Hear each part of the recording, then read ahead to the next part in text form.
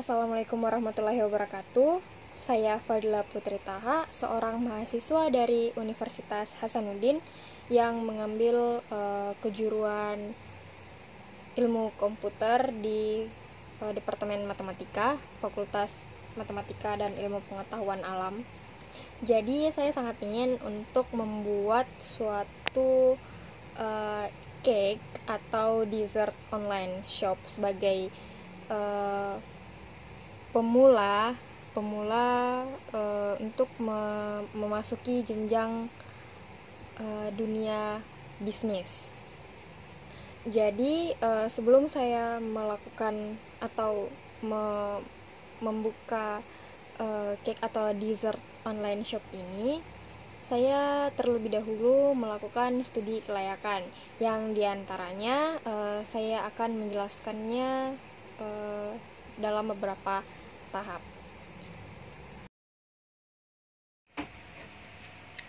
Jadi, sebelum kita memulai bisnis yang berdasarkan dari ide bisnis yang kita punya sebelumnya itu, dan sebaiknya dan memang sangat penting untuk dilakukan suatu analisis suatu bisnis atau studi kelayakan yang merupakan proses menentukan apakah sebuah ide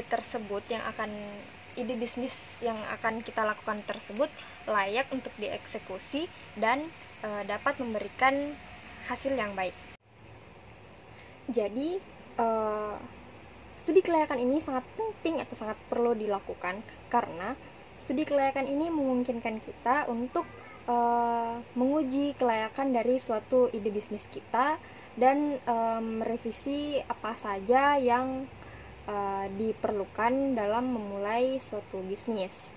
Dan hal ini juga mengurangi resiko yang akan kita peroleh dalam memulai suatu bisnis atau ide bisnis yang berpotensi.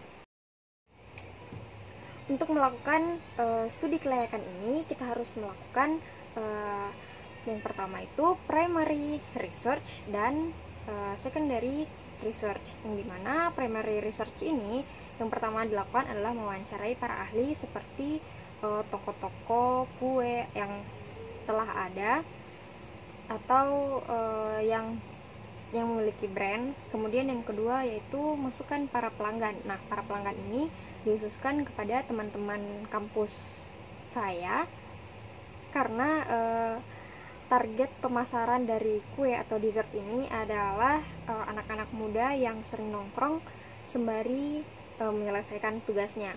Kemudian melakukan fokus group discussion kepada teman-teman kolaborasi saya untuk menjalankan bisnis ini mengenai apa saja yang dapat disediakan, apa saja yang akan disediakan untuk memulai bisnis ini. Kemudian melakukan survei kepada teman-teman kampus juga sebagai calon konsumen.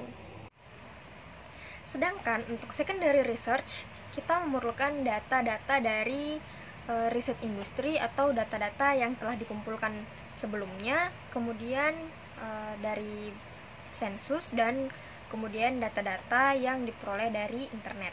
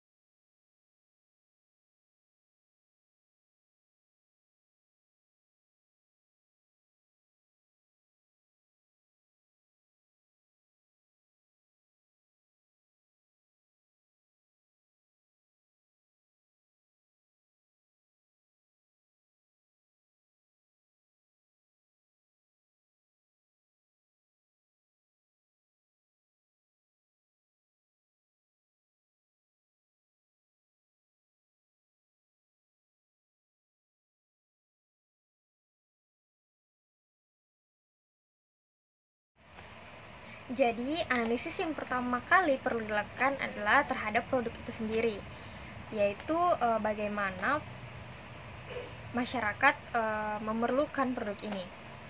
Jadi, produk ini masuk akal karena ini merupakan makanan. Kemudian yang kedua, ketertarikan. Saya pikir untuk dessert atau cake memiliki konsumennya masing-masing. Jadi, ini akan membuat saya berpikir bagaimana meningkatkan ketertarikan cita rasanya dan penampilannya. Kemudian, apakah produk ini memecahkan masalah? Saya pikir masalah ini tidak terlalu signifikan karena merupakan makanan yang dapat membantu untuk mengganjal lapar atau sebagai camilan dalam mengerjakan tugas. Kemudian selanjutnya ada waktu pemasaran. Saya pikir ini juga waktu yang cocok untuk dipasarkan karena sebagai camilan di waktu-waktu santai atau waktu-waktu seperti mengerjakan tugas atau sembari menonton televisi di rumah bersama keluarga. Kemudian selanjutnya ada kekurangan yang fatal. Saya kira ini tidak memiliki kekurangan yang fatal karena bisnis ini akan dimulai dengan cara pre-order atau memesan terlebih dahulu kemudian dibuatkan. Jadi kami tidak akan mengalami kerugian seperti makanannya basi atau berjamur karena setelah dibuat langsung diantarkan ke konsumen tersebut. Selanjutnya, analisa kelayakan target pasar. Jadi, target pasar dari produk kami itu dikhususkan kepada anak-anak milenial atau kaum muda yang senang berkumpul dan mengadakan acara. Jadi, kue-kue kami dan dessert akan dibuat semenarik mungkin untuk mungkin sekarang digunakan sebagai kebutuhan konten yang dapat dipublish di contohnya sosial media Instagram sebagai story, dan itu adalah target pasar kami untuk tetap meningkatkan tampilannya sehingga indah dan cantik ketika dipotret. Selanjutnya adalah analisa kelayakan organisasi, yang dimana ini merupakan analisa terhadap kami dalam satu tim, apakah kami memiliki keahlian dan pengalaman dalam menjalankan bisnis ini hingga berjalan dengan sukses. Selanjutnya adalah analisa kelayakan finansial. Yang pertama adalah dari mana dan berapa jumlah biaya yang akan dikeluarkan untuk memulai bisnis, yaitu bagaimana caranya kita menjalankan roda pertama dari bisnis kita. Yang saya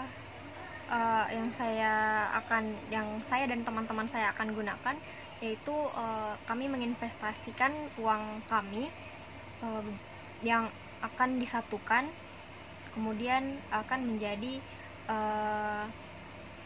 modal usaha pertama kami.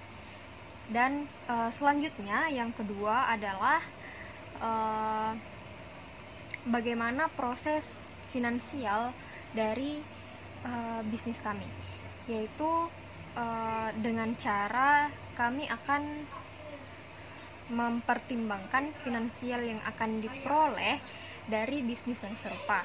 Semisal kami akan duduk di suatu kedai yang menjual produk yang serupa dengan kami dan menghitung berapa pelanggan yang datang dan membeli dan berapa banyak produk yang dia beli ataupun berapa banyak yang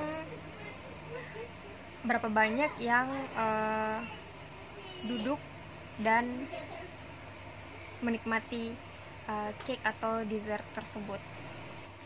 Jadi, jika ide bisnis yang telah diuji dari 4 tahap yang telah disebutkan tadi dan telah diproses dan dipikirkan secara matang, jika semuanya layak, maka semoga bisnis kita lancar dan meraih keuntungan dan terus berjalan dengan baik. Sementara jika belum, mungkin masih ada yang perlu diperbaiki dan dievaluasi lebih rinci lagi. Terima kasih. Wassalamualaikum warahmatullahi wabarakatuh.